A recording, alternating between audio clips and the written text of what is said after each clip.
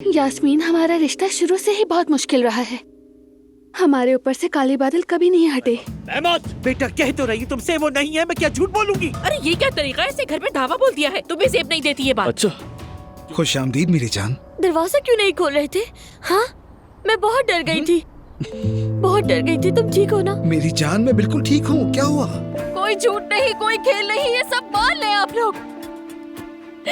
हमारा एक बच्चा है उमर। मैं आपको बता रही हूँ कि मैंने अपना बच्चा खो दिया है। मैं यहाँ टूटकर पूरे तरीके से बिखर चुकी हूँ। आप मुझसे चाहते क्या है? मैं चुप रहूं? एलिफ, क्या ये झूठ है आपा? पापा, खुदा के लिए, प्लीज खुदा के लिए रुक जाइए, मेरी बात सुने। ना आप बुरा सोचे और ना मुझे सोचने पर मजबूर करें। खुदा के लिए, ये ठीक नहीं है। देखिए, हम नाज़ली को जरूर ढूंढ लेंगे फातिमा आपा, हम ढूंढ लेंगे उसे। अगर ना मिली तो खुदा के लिए नाज़ली, पागलपन मत करना। खुदा के लिए यहाँ आ जाओ, मेरा हाथ थाम लो, आ जाओ। नाज़ली, नाज़ली, एक मिनट रुको। नाज़ली, क्या कर रही हो? उमर हमारे बच्चे को ढूंढने गया है।